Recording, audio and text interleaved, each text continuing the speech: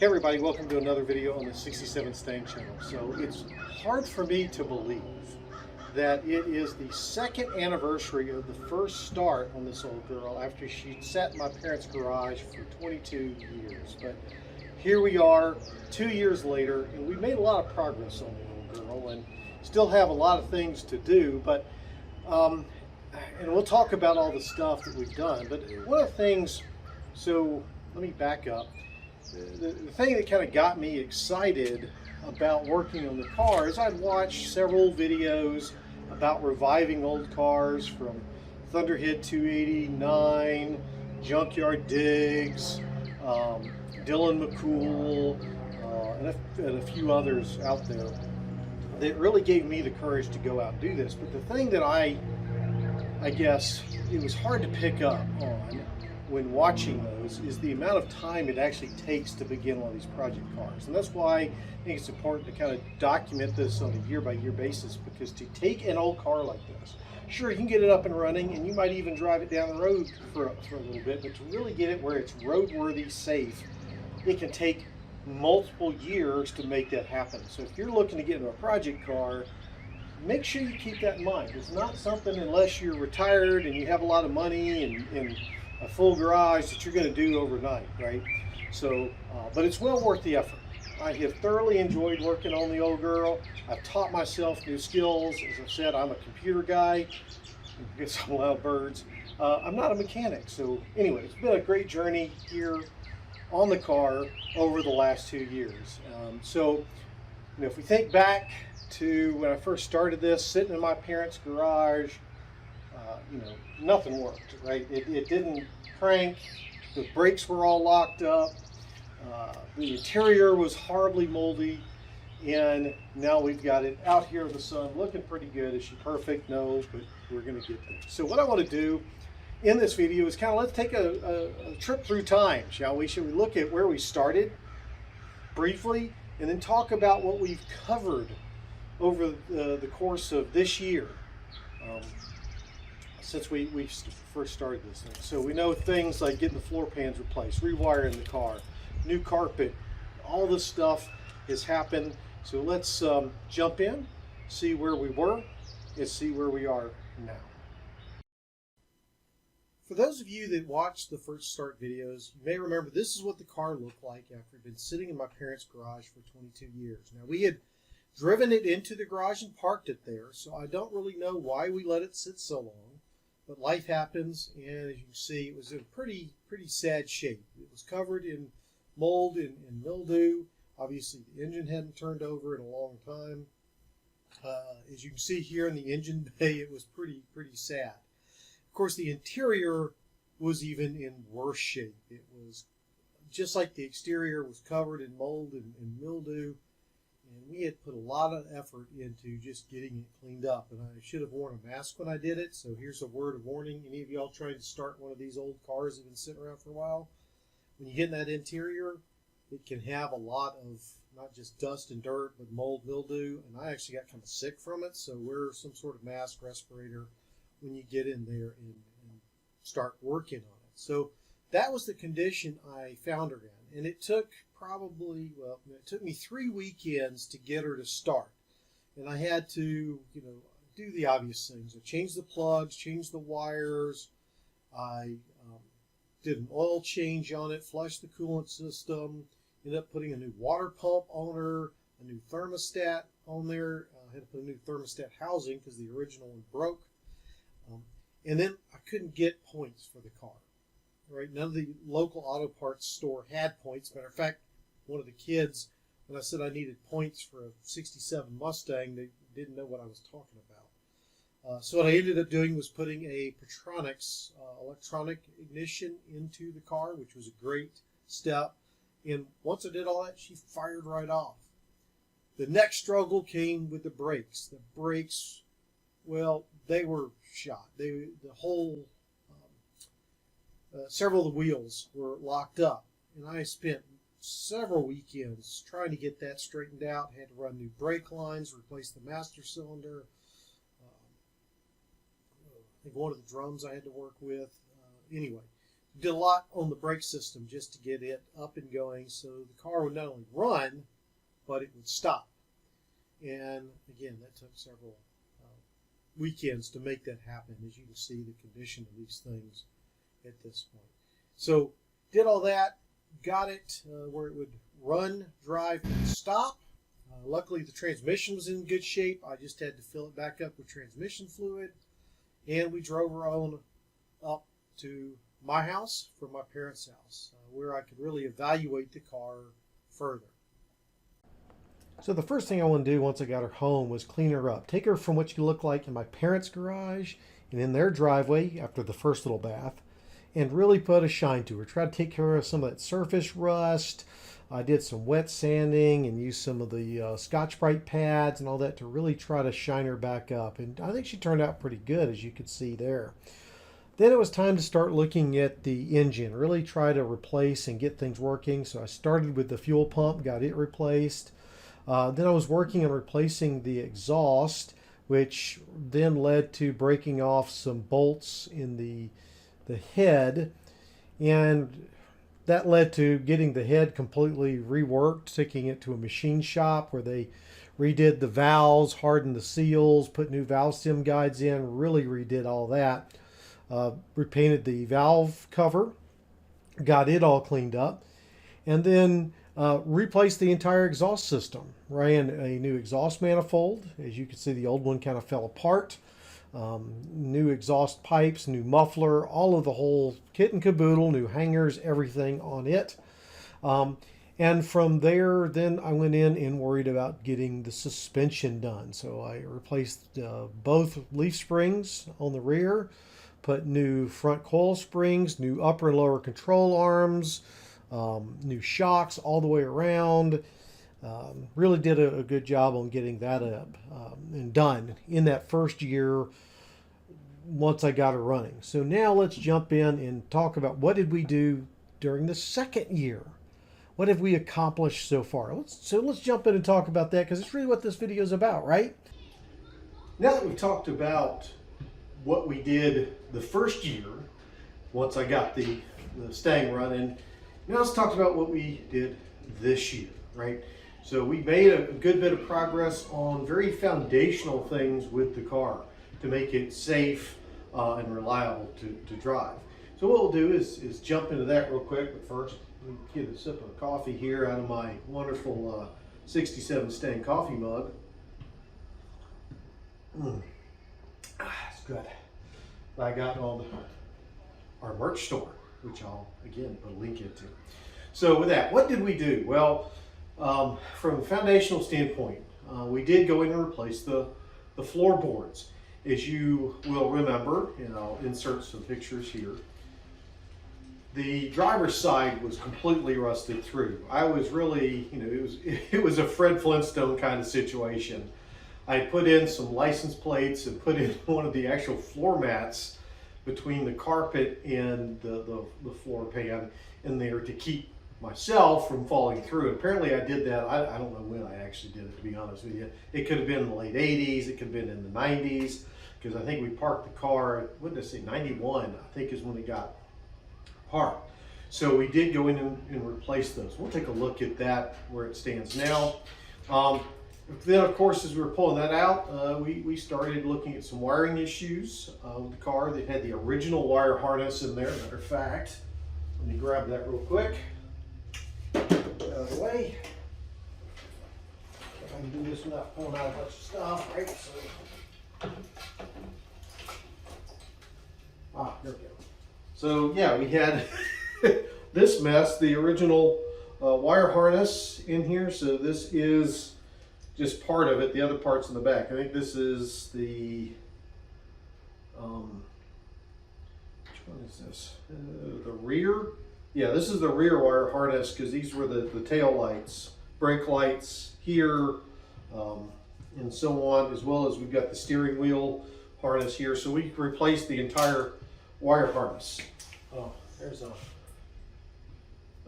headlight. Anyway, so we got that. This could be the front harness. I don't know. Put that back up. There.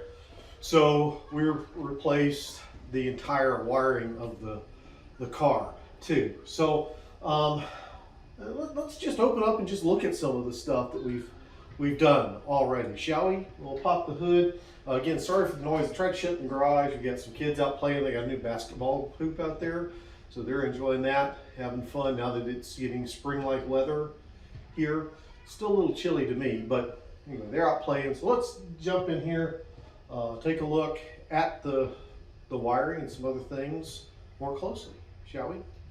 Okay, so talking about rewiring, you see we got the new wire harness running there, coming out there, and we ran it here, right? So it's all taped up and looking pretty, and then down there through, and it comes up down in there. Let's see if we can get some better light on that here. Down there you can see some of the new harness and things into that to power the headlights, the horns, and all that. Now the other thing we did with the rewiring, of course, was to put in this as part of the kit, the American Auto Wire kit, was the mega fuses here that go with a new one-wire alternator. And so on this one we went with a Power Master one-wire alternator that I think produces 120 amps, if I'm not mistaken on that. So we got that all put in there as well. So replacing the original 3-wire harness went with that. So of course, also with some of the rewiring that we did, we replaced the heater motor.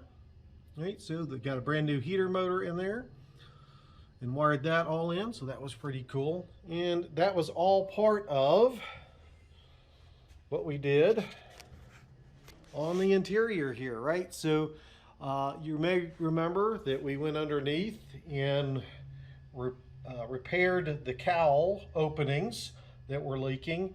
Now the leak was simply around the opening itself. The rest of the cowl looked pretty good, so I didn't replace the whole cowl. I got some flack for that on the channel, but I used some plastic inserts that go up in there and seal that up, as well as repainting and using rust converter on that to keep that from coming back. So that went well. I tested it when I washed the car the other week, and there was no leaks coming in through the cowl even after spraying water directly in it. So pretty happy with that. Okay, so getting back in here to the interior, we did the whole thing, right? We repaired the heater box and reconditioned it. So let me get in and show that to you.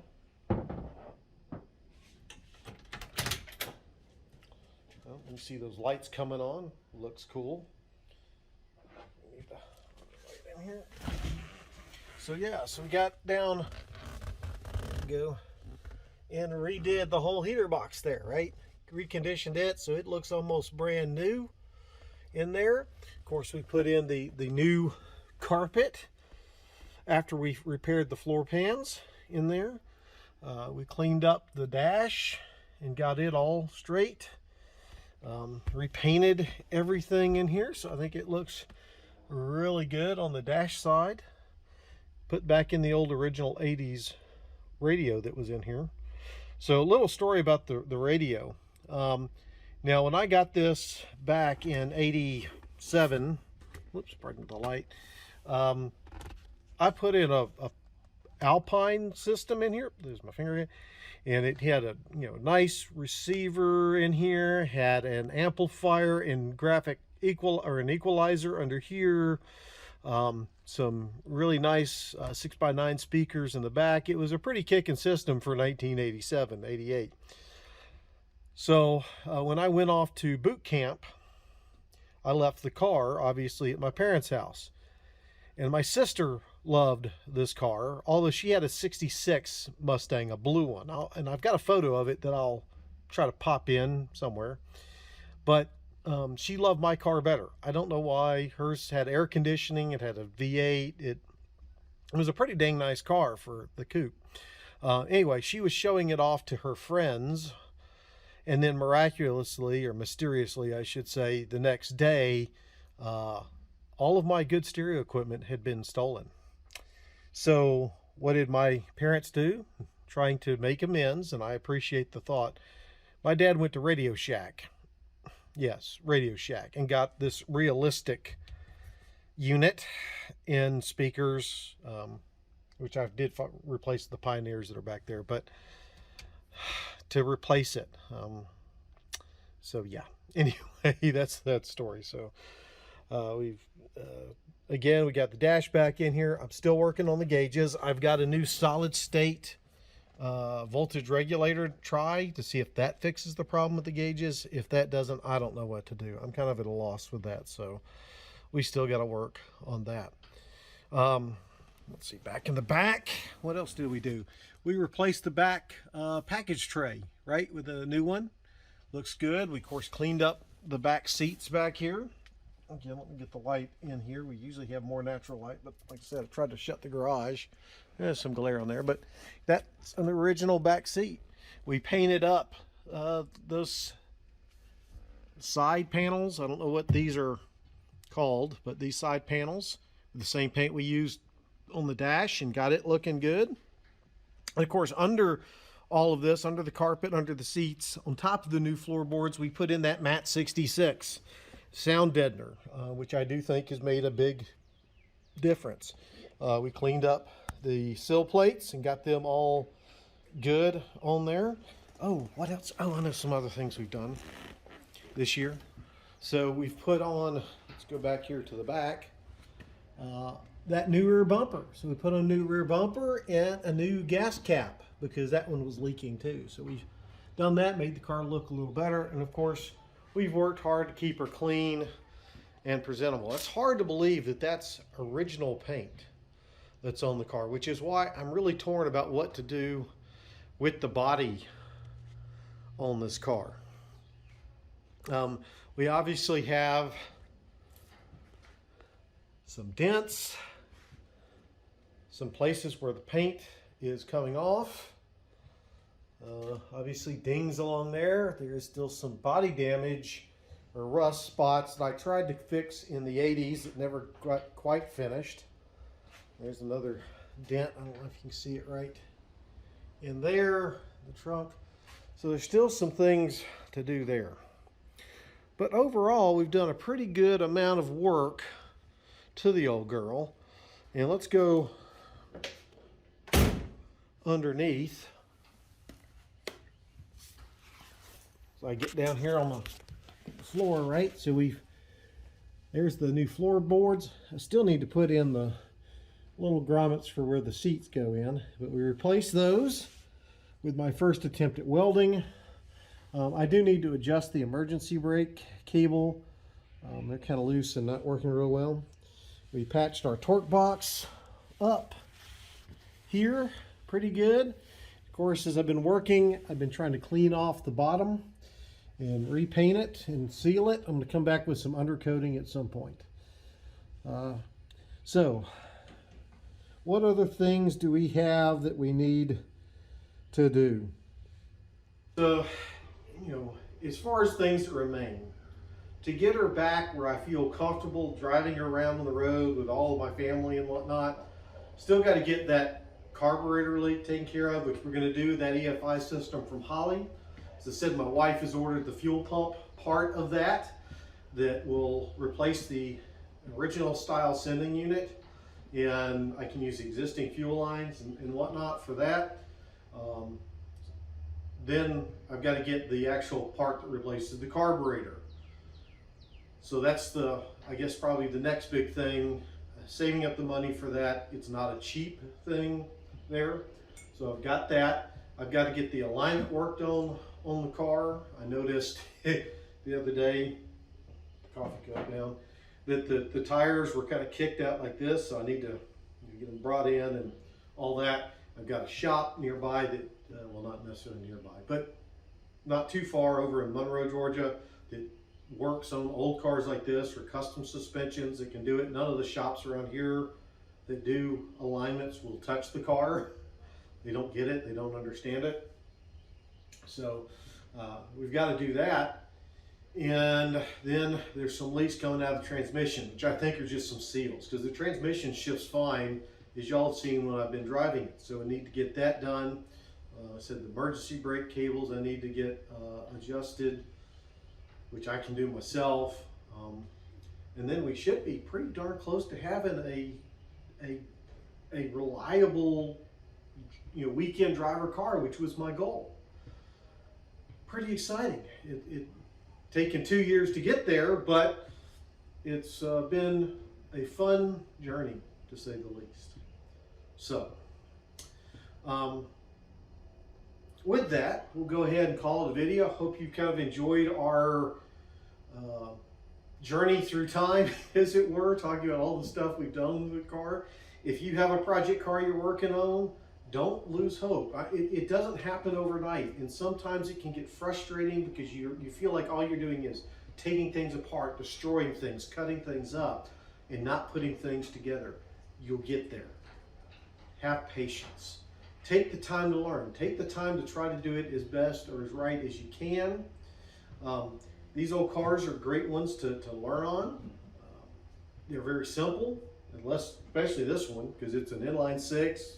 It does have an automatic transmission, but it doesn't have power steering,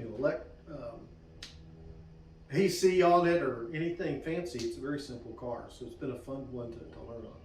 So just keep it up. You'll get there too, I promise. Hopefully these videos give you a little inspiration to go through. So with that, guys, remember, if you liked the video, give it a thumbs up. If you didn't, give it a thumbs down. If you've got comments about how I should do the paint or the body work on here. One thing I should mention in that regard is, and if y'all watched the interview with my dad, who was the original owner of the car, may remember that he was in an accident in this car, and we couldn't figure out exactly when. It was early 70s, late 60s. We think it was like 72-ish, because he seems to remember my mom having her 72 Cutlass when it happened, but it was hit on this side. So pretty sure that the front fender here, even possibly the hood here, are not original. So this part at least was replaced and repainted. They're all Ford parts, because even in 72 you could get new Ford parts. And it was done by the dealership. But anyway, that's something that may slant your opinion one way or the other. Anyway, so, I said, give me those comments. Got to think back where I'm going. Please, if you will or are interested in merch with that wonderful picture that Andrew over at Grease Rookie Garage did for me, check out our merch store. I'm also working on a new logo for the channel. The second owner of the car, who now lives up in New York, is a graphic artist. And I say second owner because we bought it back from them. She's actually going to help me with doing the logo. I was trying to do something with the front end of the car. I actually did a sketch of that, and here is my sketch. I'll put it in so you can see it. It's my drawing of looking at the car from the very front. I was going to try to incorporate this into the logo somehow. So we'll see how that goes, but I'm going to also start putting that out with some of the merch too, t-shirts and things like that. So look for that coming soon. So thanks, Ellen, for doing that. With that, guys, subscribe to the channel if you're not already. Make sure to hit the notification bell, and I will see y'all in the next video.